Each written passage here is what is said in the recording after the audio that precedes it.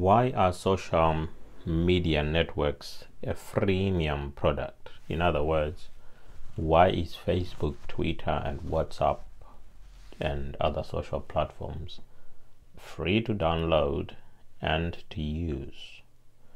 And why is it that we like to have as many followers as possible? What does that mean for someone who understands numbers and is looking at those numbers on your Facebook page, on your Twitter account, on your Instagram account? They are looking at it, and what they see is different from what normal people would see.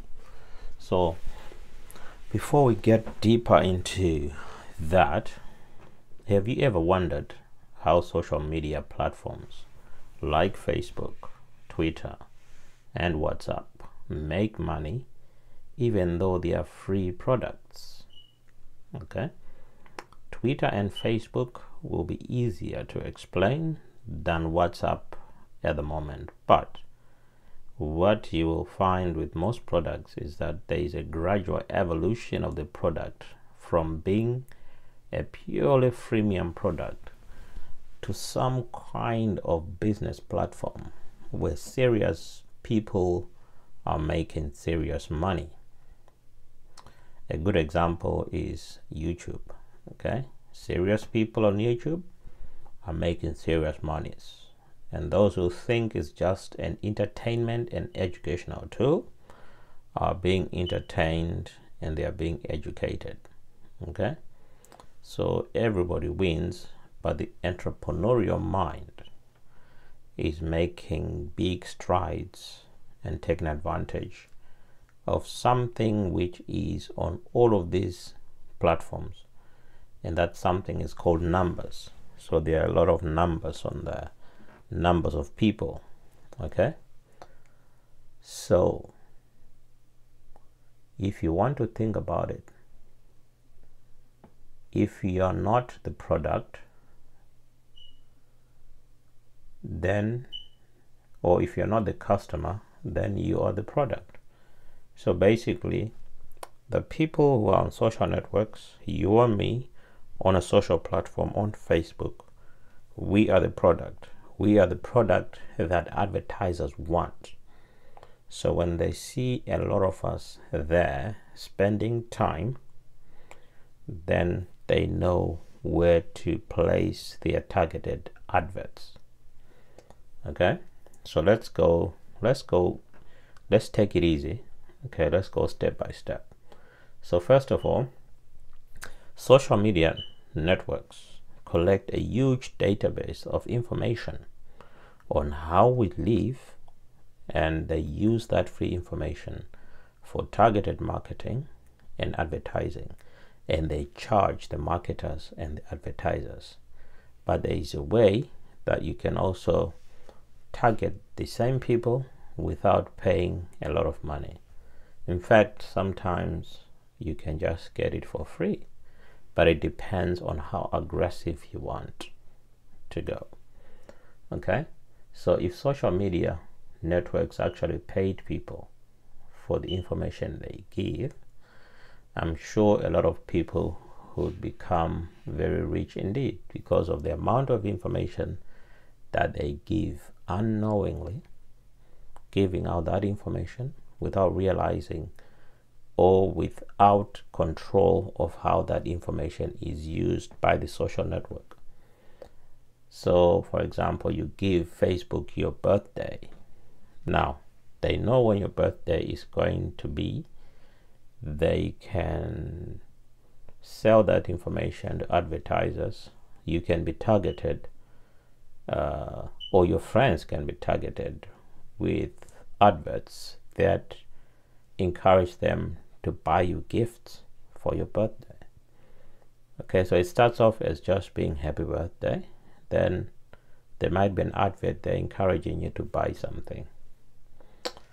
So imagine how much money a lot of people would make just by being paid for the information. Imagine if they said you get paid a certain amount if you enter your birthday as part of the information that you're putting out. Or if you enter your workplace, you're paid a certain amount. I'm sure a lot of people would get something out of there.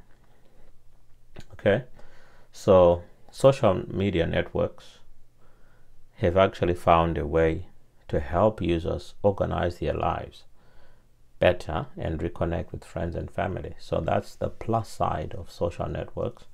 They've helped people to reconnect, but they've also helped enemies to reconnect. And as mobile telecommunications become more and more practical, social networks applications allow these companies to access their users anywhere, anytime. So now the social network know where you are. They know what you're eating because you're posting pictures of your meals. They know whether you go to the gym. They know whether you drink because you're posting pictures, or you're posting status updates of yourself on a Friday night or Saturday night, getting drunk maybe. Okay, and also they have made the download most of the social networks. In fact, all of the social networks I know are free. So the free download and sign up make social media a natural choice for users. And some of them will even allow you to log in with another social network login. So it's so tempting to just sign up. So if you've been wondering how social networks make money, this is just a basic explanation. The user is the product and allows the social network to attract advertisers. Your time and information is the price you pay unless you monetize your presence on social networks. So there is a way that you as an individual or as a company can also tap into the numbers which are on social networks to advertise your own products, maybe even for free, or just to create a brand on social media. Okay, so that you get some organic following. Okay, if you're entertaining people on social media, if you're educating people on social media and they're following you, okay, then that's just a way in which you can actually get organic growth without even advertising.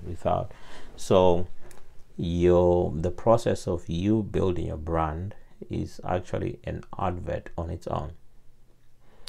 So I always like to end with the implications for Africa.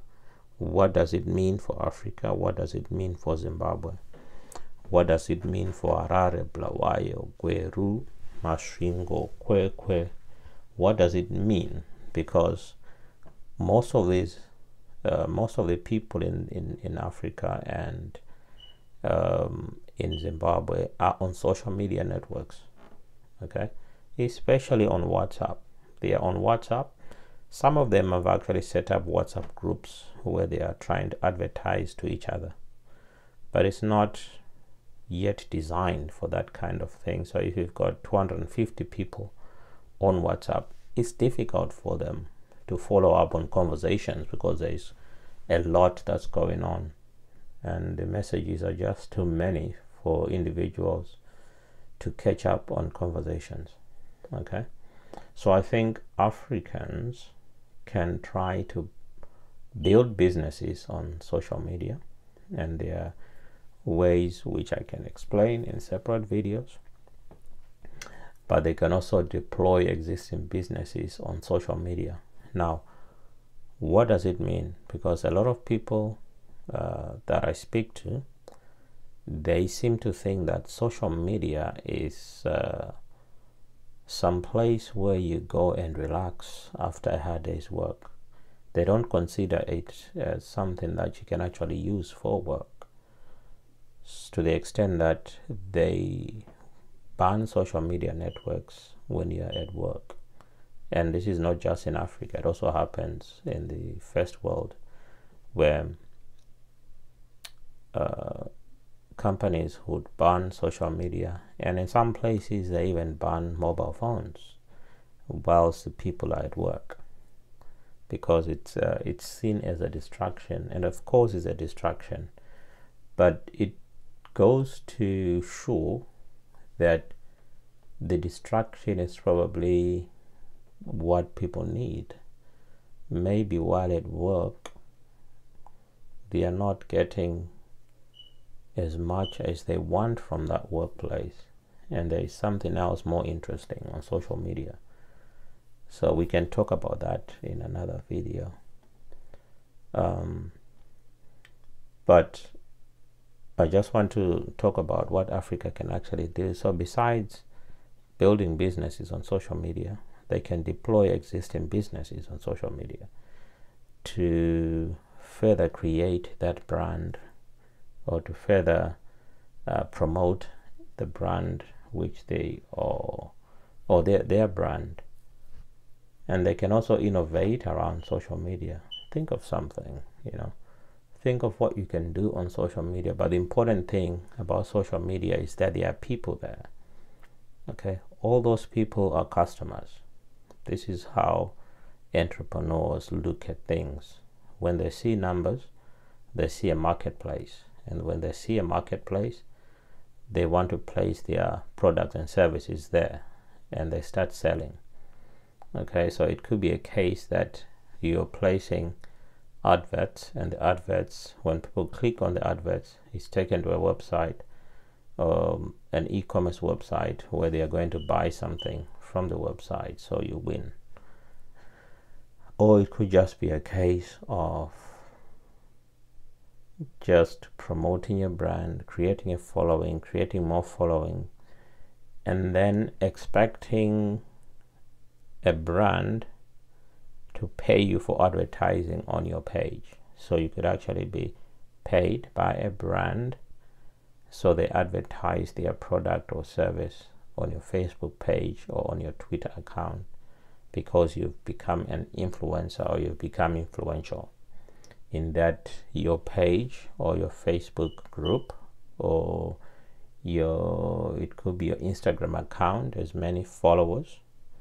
So they know if they advertise on it, they'll actually, and there are websites where you can actually calculate how much your social media account is worth, okay, to someone who would like to advertise on it, how much you would charge for a certain type of advert. Okay, so there is a lot that Africa can take advantage of, not necessarily building our own social media networks, which is there's a lot of competition already, but there's nothing to stop anyone who wants to do it. But it's also taking advantage of the existing social media networks, and then seeing the opportunities which are there. Because believe you me, Western companies are targeting African customers on social media and probably getting sales from Africans. They're probably getting sales. So they've tapped into the African market through social media. And we need to be aware of how we can also do the same on the same networks. Okay, so if you're wondering why social networks are free, then I think now you've got some idea. And if there's more you'd like to contribute, you can always do that in the comment section. And you can also make suggestions or ask questions or make suggestions or add to what I've said. Thank you for listening.